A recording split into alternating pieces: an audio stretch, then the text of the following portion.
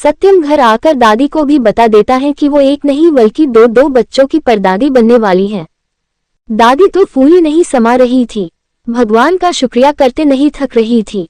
अब तो सब और भी ज्यादा ख्याल रखने लगे थे कृतिका का। कृतिका के मम्मी पापा को भी बता दिया गया कि दो नन्हे मुन्ने एक साथ उनकी जिंदगी में आ रहे हैं। सब बहुत खुश थे और कृतिका सबको देखकर खुश थी। होता है ना, आपकी वजह से किसी अपने को खुशी हो तो खुद को बहुत अच्छा महसूस होता है। वैसा ही कृतिका भी महसूस कर रही थी। सत्यम तो कृतिका का पहले से ज्यादा ध्यान रखता था और जब ऑफिस जाता था तो दादी और सीमा को बोलकर जाता था कि वो कृतिका पर नजर रखे। पूरे दिन में 10 बार कॉल करके उससे हालचाल लेता है। समय भी पंख लगाकर उड़ रहा था और अब हमारी प्यारी से होने वाली मम्मा का 7वां महीना चल रहा था। कृतिका बहुत चबी गोलू मोलू सी हो गई थी। उसका बेबी बम्प साफ साफ दिखता था और मूड विंग्स की तो पूछो ही मत, सत्यम की बैंड बजा देती थी। कभी हंसने लगती तो कभी रोने लगती, कभी उसको मीठा खाना होता तो कभी खट्टा, कभी तो उल्टियों को वजह से कुछ खा नहीं पाती तो चिड़चिड़ा जाती। ट्विन की वजह से उसका बेबी बम्प भी काफी बड़ा था तो उसको उठने बैठने में बहुत मुश्किल होती थी। सत्यम उसके साथ नीचे वाले रूम में ही शिफ्ट हो गया था ताकि उसको सीढ़ियां न चढ़ना पड़े। ऐसे ही एक रात दोनों सो रहे थे। आधी रात में कृतिका की नींद भूख की वजह से खुलती है। उसको बहुत तेज से भूख लग रही थी। वो अपने साइड सोते सत्यम को देखती है तो वो गहरी नींद में सो रहा था। कृतिका धीरे धीरे उठकर रूम से बाहर आकर किचन की तरफ बढ़ जाती है। किचन में आकर फ्रिज खोलकर जैसे ही देखती है उसका मुंह बन जाता है। वो मुंह बनाकर, अरे यार, फिर अपने बेबी बम्प पर हाथ रख। बेबीज यहाँ तो कुछ भी नहीं है, अब हम क्या खाएंगे। फिर फ्रिज बंद करके अपने नजरें चारों तरफ घुमाती है। फिर एकदम से कुछ याद आता है तो फिर से फ्रिज खोलती है और उसका फ्रिज खोलती है तो उसमें उसे एक बड़ा सा आइसक्रीम बॉक्स दिखता है। आइसक्रीम देखते ही उसकी आंखों में चमक आ जाती है और वो खुश होकर नाचते हुए, ये बेबी आइसक्रीम। फिर उसको निकालकर कटोरी देखती है, उसके पास आकर जैसे ही कटोरी उठाती है फिर उसका साइज देख मुंह बनाकर, इसमें तो सिर्फ एक के लिए ही आएगी, हम तो 3 लोग हैं, है ना बेबीज, चलो इस बॉक्स से ही खा लेती हूँ। एक स्पून लेकर बाहर आ जाती है और हॉल में सोफे पर बैठ जाती है। सत्यम नींद में अपने हाथ को बेड पर चलाता है तो उसको कृतिका के ना होने का एहसास होता है तो वो झट से उठकर बैठ जाता है। पूरे रूम में देखता है कृतिका कहीं नहीं होती। फिर वो सोचता है कि बाथरूम में होगी। वो उठकर बाथरूम के पास जाकर, कृति अंदर हो क्या तुम? जब कोई आवाज नहीं आती तो वो गेट को जैसे ही छूता है तो वो खुल जाता है। सत्यम उसको देख, यहाँ भी नहीं है तो ये गई कहाँ? सत्यम बाहर आकर देखता है तो वहाँ अंधेरा ही अंधेरा था। हॉल में हल्की सी रोशनी थी तो वो वही बढ़ जाता है। सामने देखता है तो कृतिका को देख उसको हंसी आ जाती है। कृतिका सोफे पर बैठी उस डिब्बे से ही आइसक्रीम खा रही थी।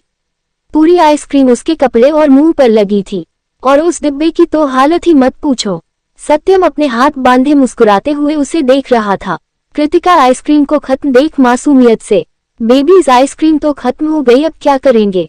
फिर अपने पेट पर हाथ रख उन बच्चों को डांटते हुए, अब बहुत खा ली आइसक्रीम, अब नहीं मिलेगी। आप लोगों के चक्कर में आपके पापा मुझे डांट लगाएंगे कि मैंने इतनी रात में आइसक्रीम खाई, पर आप लोगों को भूख लगी थी इसलिए थोड़ी सी खाई है। चलो अब जल्दी से रूम में चलाकर सो जाते हैं। अगर आपके पापा को पता चला ना कि मैंने रात में आइसक्रीम खाई है तो बहुत डांट पड़ेगी। चलो जल्दी, कहकर जैसे ही सामने देखती है सत्यम को देख सकपका जाती है।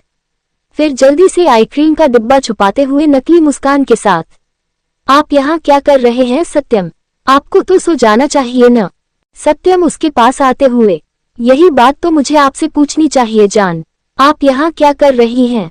कृतिका हंसते हुए, मैं तो यहाँ बस घूमने आई थी, आप चलिए मैं आती हूँ ना।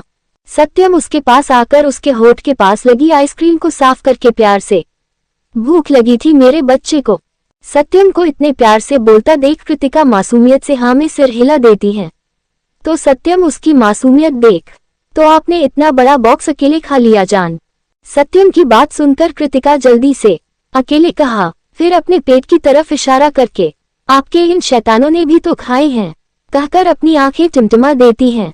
सत्यम उसकी मासूमियत पर मुस्कुरा देता है। फिर उसका हाथ पकड़ उसके हाथ से बॉक्स लेकर उसको किचन में लेकर आता है। कृतिका के हाथ साफ करके उसका मुंह साफ करता है, फिर उसको उठाकर रूम में ले जाता है।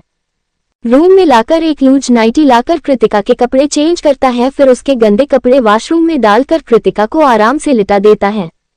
कृतिका की पीठ के पीछे एक पिलो रख देता है और एक पिलो उसके बेबी बम्प के पास। और खुद उससे अलग होकर उसको देख मुस्कुराकर, अब सो जाओ आराम से। कुछ चाहिए हो तो मुझे बता देना, खुद से मत जाना। सत्यम का ऐसे उसके और खुद के बीच पिलो लगाना कृतिका को अच्छा नहीं लगता।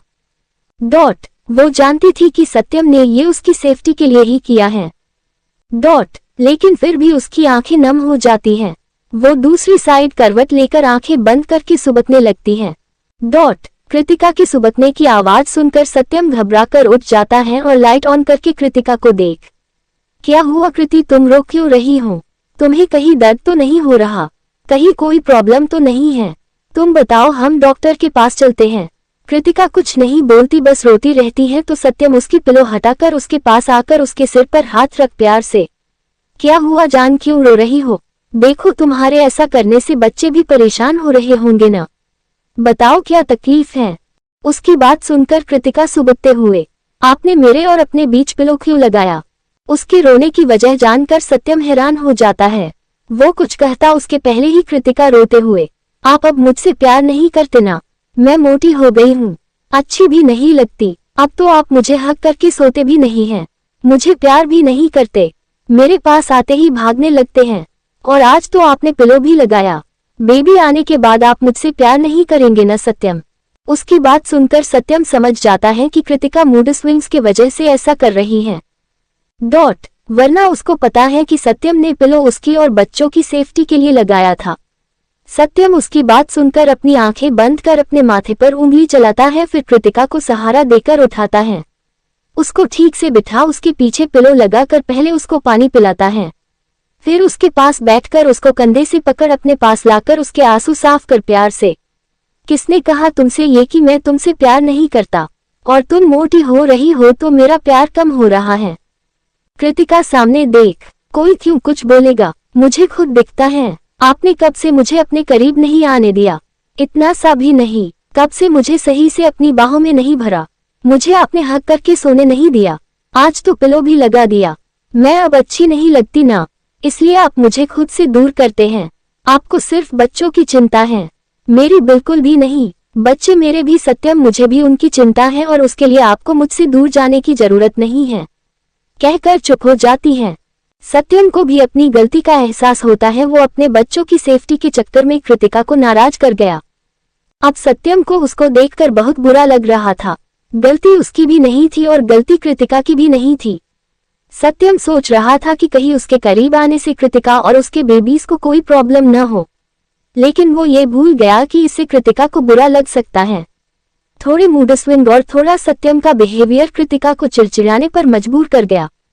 सत्यम उसको शांत करने के लिए कुछ सोचता है, फिर अपने फोन में सॉन्ग लगा उसके सामने जाकर उसको चेहरा हाथों में लेकर प्यार से उसको देखते हुए, तुमसा कोई प्यारा कोई मासूम नहीं है, क्या चीज हो तुम खुद, तुम्हें मालूम नहीं है। सत्यम खुद लिपसिंग कर रहा था और कृतिका उसको देख रही थी, फिर उससे नजरें हटा अपना फेस दूसरी तरफ कर लेती है। सत्यम प्यार से उसको चेहरा अपने हाथ में भरकर उसको अपने सामने करके मुस्कुराते हुए, लाखों है मगर तुमसे यहाँ कौन हंसी है, तुम जान हो मेरी तुम्हें मालूम नहीं है। लाखों है मगर तुमसे यहाँ कौन हंसी है, तुम जान हो मेरी तुम्हें मालूम नहीं है। सत्यम उसके माथे को चूम प्यार से, तुमसा कोई प्यारा कोई मासूम नहीं है, क्या चीज हो तुम खुद, तुम्हें मालूम नहीं है। फिर उसके गालों को चूम प्यार से, 100 फूल खिले जब ये खिला रूप सुनहरा, 100 चांद बने जब ये बना चांद सा चेहरा हो। 100 फूल खिले जब ये खिला रूप सुनहरा, 100 चांद बने जब ये बना चांद सा चेहरा। उसका आंखों में देख प्यार से उसको बाहों में लेकर, इतना भी कोई प्यार की राहों में ना गुम हो, बस होश है इतना कि मेरे साथ में तुम हो, मेरे साथ में तुम हो, मेरे साथ में तुम हो। खूब धड़कन है कहीं, दिल है कहीं, जान कहीं है, तुम जान हो मेरी तुम्हें मालूम नहीं है। फिर उसको उठाकर बेड से नीचे सीधा खड़ा करके उसको बाहों में लिए धीरे धीरे सटेप करते हुए, ये चांदनी इन आंखों का साया तो नहीं है, क्या चीज हो खुद, तुम्हें मालूम नहीं है। तुमसा कोई प्यारा कोई मासूम नहीं है। क्या चीज हो तुम खुद तुम्हें मालूम नहीं है। उसके चेहरे को हाथ भरकर प्यार से उसको निहारते हुए, ये होंठ, ये पलकें, ये निगाहें, ये अदाएं, मिल जाए खुदा मुझको तो मैं ले लूं भला।